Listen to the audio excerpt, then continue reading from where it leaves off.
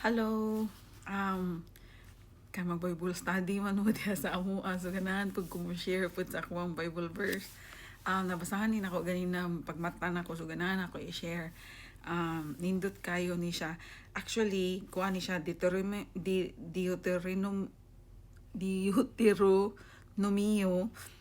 28 1 to 14 ni siya. Chapter 28 verse 1 to 14. Pero akong basahon gikan lang sa 1 up to 6.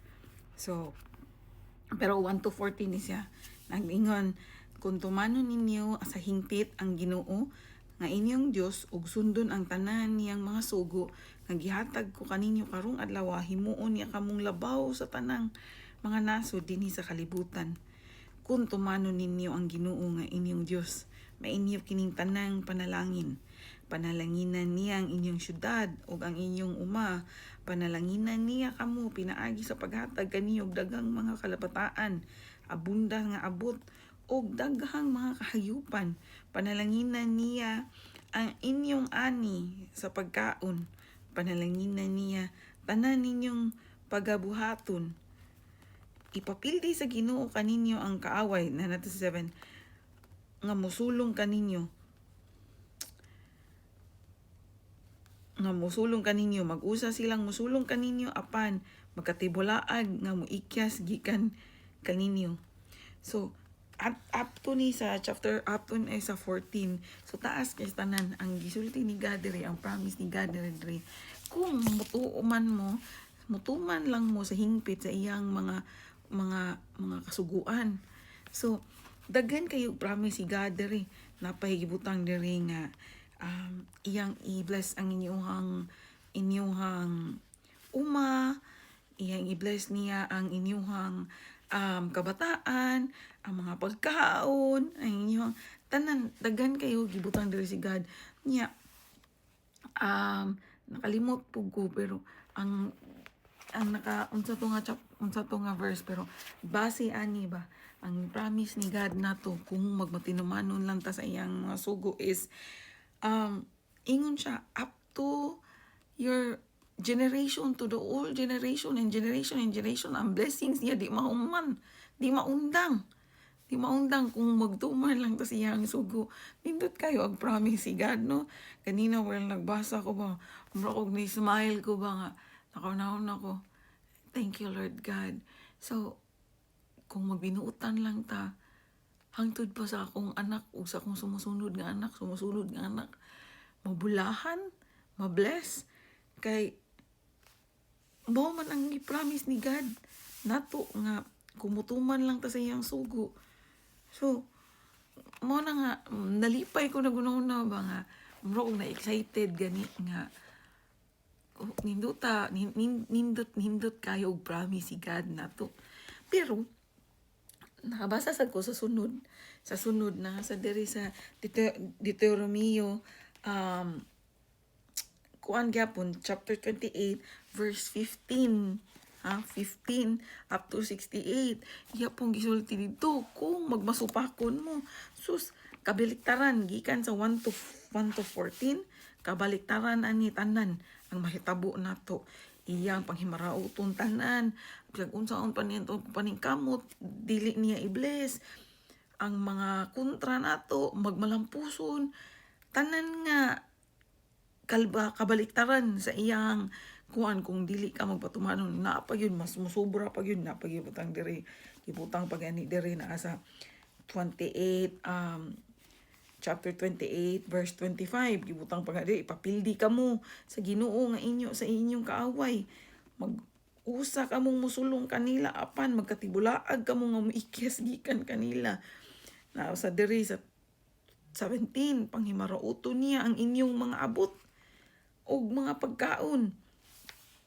Sa diri sa 48 itugyan niya kamo sa mga kaaway og ipadala niya kaninyo og mag-alagad kamo kanila, gutumon kamo og uhawon, kulangon sa bisti og makabsan sa bisan unsang butang.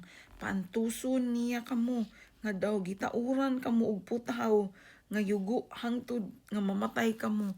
So ka scary, oy, nya na pa gibutang pa gyud dito kung makita nimo dito sa naa sa numbers. Ano man ang numbers? Mga numero. Numero 14, 18 man siguro to. Yan na siya nga kung magmasupakon mo sa iyang mga balaod, hangtod sa ikaupat ninyo nga henerasyon, iyang pagkasilutan. So can you imagine? Hangtod sa pinakaupat. Sus, akong anak, tungod, og dili man gani ko magbinutan, og dili man gani ko mutuman sa sugan, makasunod og apil lang akong anak, og sa iyang anak, og sa sunod pag yun anak, hangtod sa 4th generation. So, hadlo kay tanan ba? Pero, ang mabalik ka dire sa chapter 28, verse 1 to 14, gipromise ni God, kung magtinarong ka, all of your generation. So, makaunawon na ka ba nga, asa magkaari na laman ka sa magbinuutan ka. Kay, ang imo pahantod di mo ang generation. Sa sunod nga generation, sa sunod nga generation. Grabe kayo og saad ni God. Pero, bisan pa man tuod, gikan sa 15, chapter 28, 15 to 68, puro man ni kuan ni Lord God kung unsay mahitabo, kung if ever magmasupakon ta. Pero, kung mo-continue kag basa diri, nasa Deuteronomy 30 gihapon, chapter 30, verse 2 to 10, gihapon gisulti diri nga, bisan pa man sa iyang kalagot diri kung ikaw magmasupakon ka, apan, iyang gisulti diri nasa chapter 30, verse 2 to 10, yan na siya.